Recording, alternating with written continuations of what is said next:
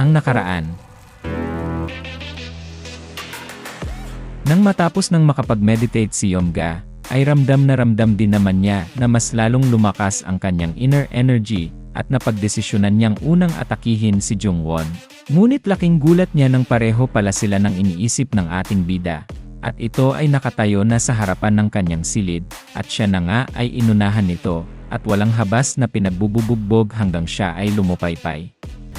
At sa kasalukuyan naman ay nagugulat na nga ang lahat ng mga kalahok sa gusali sa kanilang mga nakikita, at hindi nila lubos maisip na kahit na sa ngayon na araw ng pagpapahinga nila, ay mangyayari ang paglalaban ng dalawang kalahok.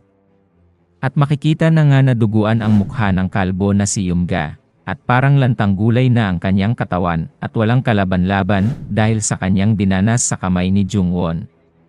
At napapatingin na lang din ang mga tao sa may hagdan dahil sa ngayon ay hinihila ito ng ating bida pababa, at wala siyang pakialam kahit na magkauntog-untog pa ang ulo nito sa hagdan.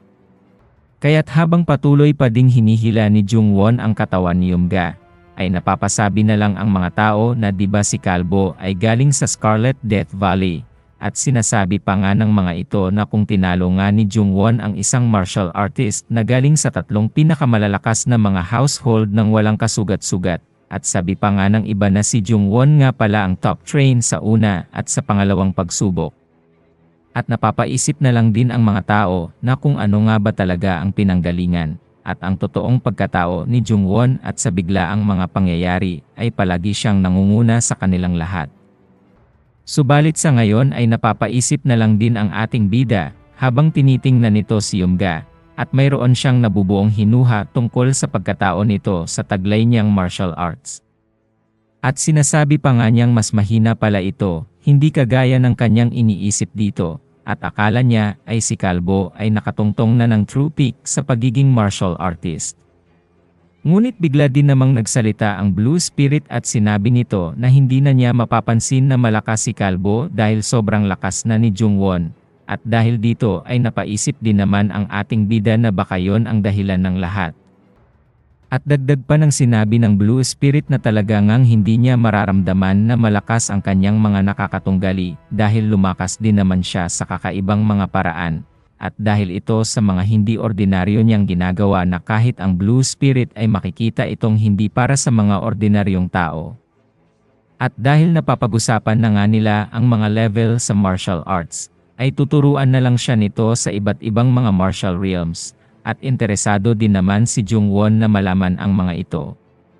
Ang pinakamababa sa lahat ay tinatawag na third rate, at ang sumusunod dito ay mas malakas lang ng konti, at tinatawag na second rate, at ang susunod ay ang mga first rate martial artist, at sa level na ito ay marami ang humihinto dahil hindi na nila kaya ang makamit pa ang ibang mga level. Ngunit ang mga taong mayroong pang mga potensyal ay maaaring makalagpas bilang first rate at makapunta sa early peak, at ang mga tao na nasa level na ito ay nabibilang at nabubukod bilang early peak, true peak at ultimate peak. At kapag malagpasan pa ito ng isang martial artist, ay posibleng makapunta siya sa isang napakataas pa na level, at ito ay tinatawag na supreme peak, at dito ay nabibilang ang master ng Moxword Manor.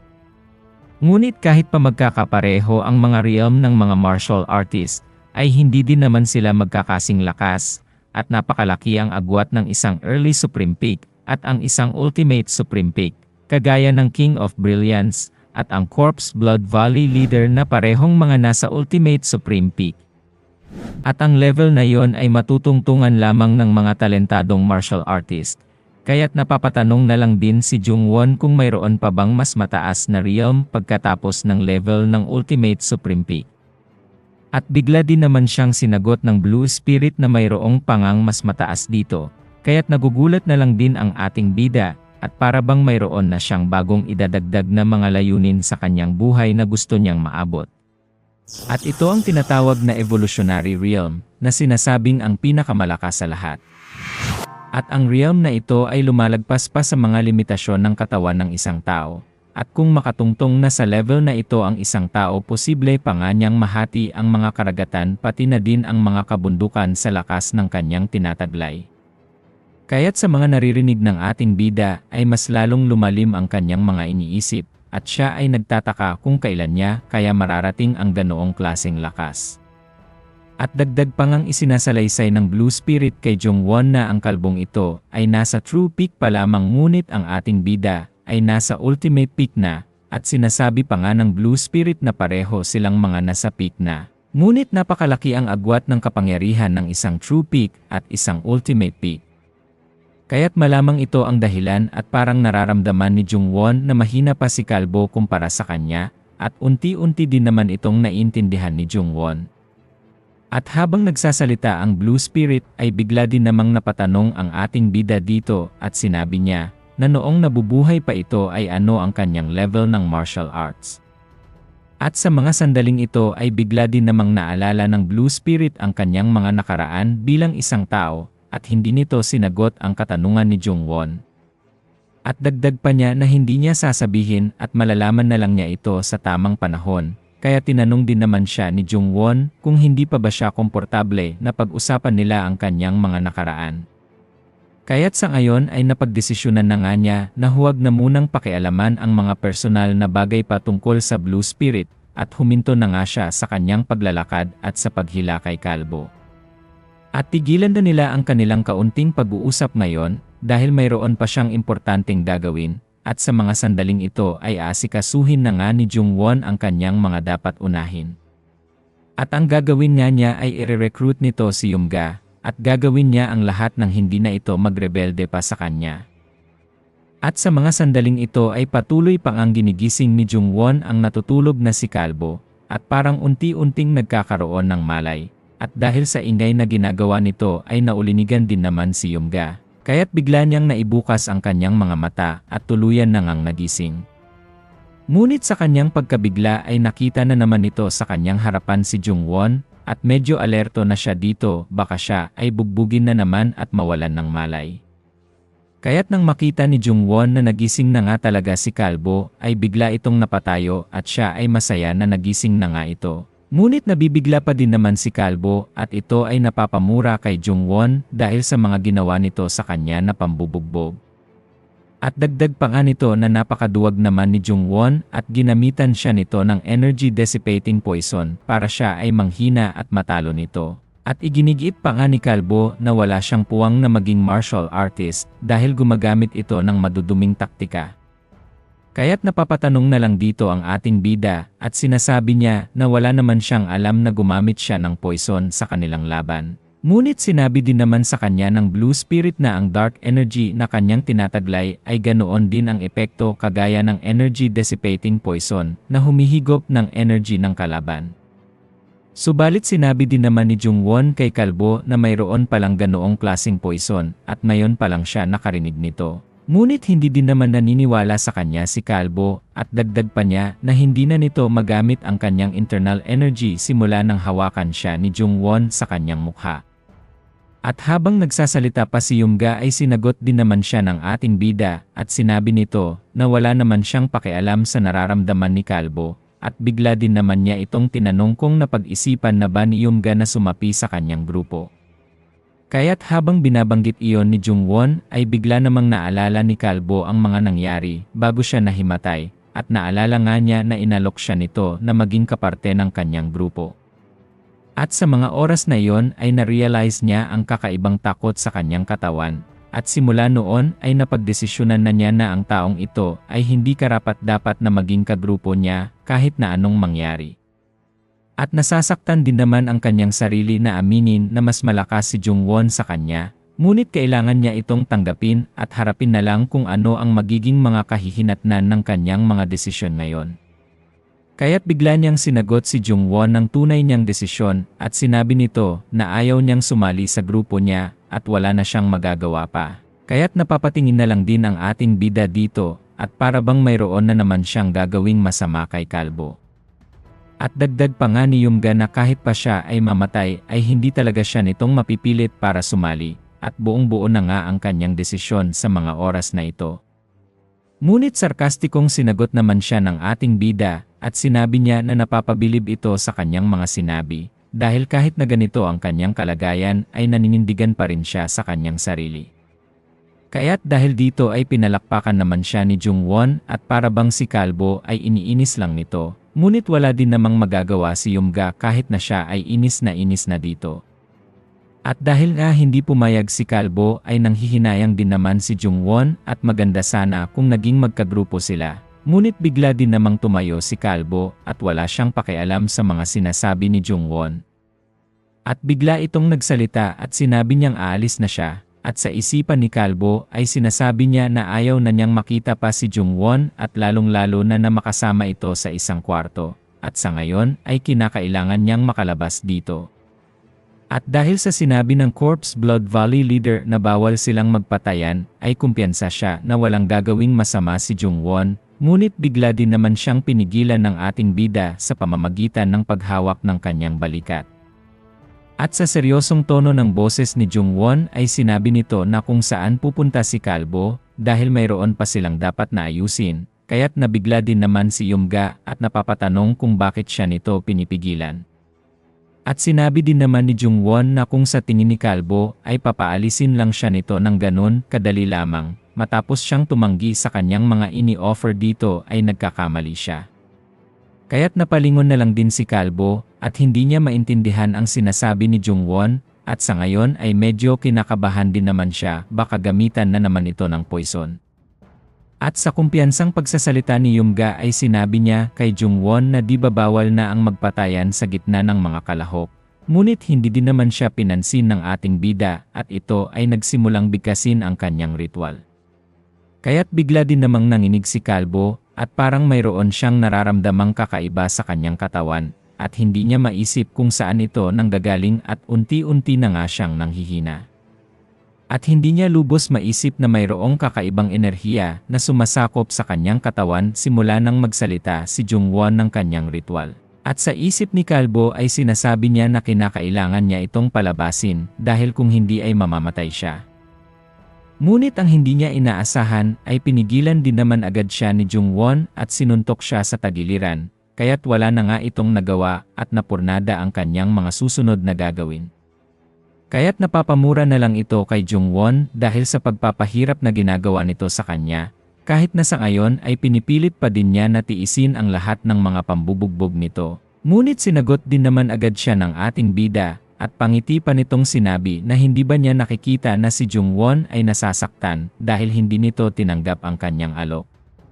Kaya't ang gagawin na lang ni Jungwon ay kukunin nito ang katawan ni Yumga sa pamamagitan ng pagpapasanib nito sa demonyong monghe. At agad din naman siyang kinapitan nito kaya't hindi din naman nakapalag si Kalbo dahil sa napakaraming kamay na humahawak sa kanya.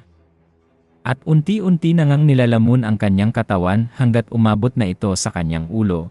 Kaya't habang nakatingin ito sa ating bida ay napapamura na lang siya ng napakalakas. Ngunit napapangiti lang din naman si Jungwon habang tinitignan ang nahihirapan na si Yumga at ito ang kanyang napala dahil hindi agad nito tinanggap ang kanyang alok na maging magkagrupo sila. Ngunit sa di inaasahang pangyayari ay bigla din namang may naramdaman si Jungwon sa kanyang paligid. At para bang ang kanyang pandama ay nagsasabi na mayroong isang tao na papalapit sa kanyang kinaroroonan. Kaya't habang patuloy pa ding sinasaniba ng demonyong monghe si Kalbo, ay naalarma din naman ang ating bida at siya ay napalingon sa kanyang gawing kaliwa at napatingin ito sa pintuan. Ngunit parang natutunugan na ni Jungwon kung sino ang papalapit na sa kanilang silid. At naamoy niya ang taong ito ay pamilyar sa kanya, kaya't inabangan na lang niya itong magpakita. Ngunit hindi din naman siya nakatiis dahil ramdam na nga niya ang presensya nito na nakatayo lang sa may pintuan, kaya't bigla siyang nagsalita at tinanong kung sino ba ito at ano ang kailangan sa kanya. At bigla din naman itong sumagot kay Jungwon at sinabi na ang pangalan niya ay Moharang at maaalala naman na ito ang babae na kagrupo ng kanyang kapatid. At nang marinig nito ang kanyang pangalan, ay bigla din namang napaisip pa si Jungwon at naalala niya ang mukha ng babae. At ito pala ay ang kanyang iniligtas laban sa napakalaking halimaw na kanyang pinatay kamakailan lang. At saktong-sakto lang din naman at tapos na ang pagsanib ng demonyong monghe kay Kalbo. At napapatingin pa din naman si Jungwon at sinisigurado na nakumpleto na nga ito at wala ng problema. Ngunit makikita din naman na para bang nagpupumiglas pa din ang kalbong si Yumga at ayaw pa din ng kanyang katawan na magpasanib. Ngunit hindi pa din ito kinaya ang lakas ng demonyong monghe, at kahit na ano pa ang kanyang gawin, ay patuloy lang na masasaktan ang kanyang katawan. Subalit sa kahuli-hulihan ay nagtagumpay pa din naman ito na masaniban ang kalbo, at ang pagpupumiglas niya ay wala nang ang silbi, dahil nakumpleto na nga ng demonyong monghe ang kanyang pagsanib at makokontrol na nito ang kanyang katawan. Kaya't bago magpatuloy ay inayos muna nito ang mga balibaling buto ni Kalbo, at inadjust na muna nito ang kanyang katawan para magamit niya ng walang anumang sugat. At sa ngayon ay handa na nga siya na maglakad gamit ang katawan ni Yumga, at sa mga nakikita ni Jungwon ay ayos na ang kalagayan ng demonyong monghe sa pagkakasanib nito. Kaya't pinapasok din naman niya si Moharang, at ito ay medyo may pag-aalinlangan na pumasok, ngunit wala na siyang magagawa, at siya din naman ang may pakay kay Jungwon. Subalit meron din naman agad siyang naramdaman sa pagbukas pa lang nito ng pinto sa silid ni Jungwon, at siya ay napapatingin na lang sa kasama nito, at para bang mayroon siyang kakaibang nakikita. At itinuro din naman agad ni Moharang si Kalbo, kaya't sinabi naman agad ni Jungwon na meron silang importanteng pinag-usapan kaya't ito ay nandito. At dagdag pa nga ng ating bida na si Kalbo ay lumapit sa kanya para sumali sa kanyang grupo at katatapos pa nga lang nilang mag-usap, ngunit hindi din naman ito ang gustong marinig ni Moharang dahil mayroon siyang kakaibang nararamdaman kay Kalbo. Kaya't bigla din namang naalerto si Jungwon kay Moharang, at sigurado na nga siya na mayroong espesyal sa babaeng ito, at ang kanyang pagkainteresado dito ay lalo pang nadagdagan. At sa seryosong tono ng boses ng babae, ay sinabi din naman nito na sa ngayon ang kanyang nakikita ay hindi tunay na si Yumga, at hindi nito maloloko ang kanyang mga mata. At sa mga sandaling iyon ay bigla din namang nagkaroon ng katahimikan sa silid, at ang ating bida ay napapaisip kung ano ang kanyang gagawin kay Moharang dahil alam na nito ang kanyang sikreto. At naalala pa nga niya na medyo natutunugan na nito ang babae na nakakahalata na sa kanyang mga ginagawa, kaya't simula noon ay nakuha na nito ang kanyang atensyon. Dahil sinabihan pa nga siya ng kanyang batang familiar spirit na si Soha, na nakikita siya nito pati na din ang kanyang mga kadena na pinapalabas. Kaya't sa ngayon ay napapangiti na lang din ang ating bida dahil meron na naman siyang idadagdag sa kanyang grupo, at si Moharang ang kanyang isusunod na i-recruit matapos sa Kalbo. At sa matinding pressure sa silid ay bigla din naman agad itong naramdaman ng babae, at sa kanyang pagtataka ay napapatingin na lang din ito kay Jungwon at baka kung ano ang gawin nito sa kanya. At sa mga sandaling iyon ay naghanda din naman ang babae na lumaban kay Jungwon kung sakaling siya ay atakihin nito, ngunit wala din namang reaksyon ang ating bida sa kanya. At sinasabi pa nga nito sa mga oras na ito na alam na niya na si Moharang ay nakakakita din ng mga espiritu, kaya't sa ngayon ay napagdesisyonan ni Jungwon na kunin ang dami kung saan nakasanib ang Blue Spirit, at kasabay dito ay ipinalabas na niya ang mga kadena na huhuli kay Moharang. At agad-agad din naman niyang sinimulan ang kanyang ritual, at ang kanyang plano ay palabasin ang Blue Spirit sa dami para subukan din namang saniban ang babae.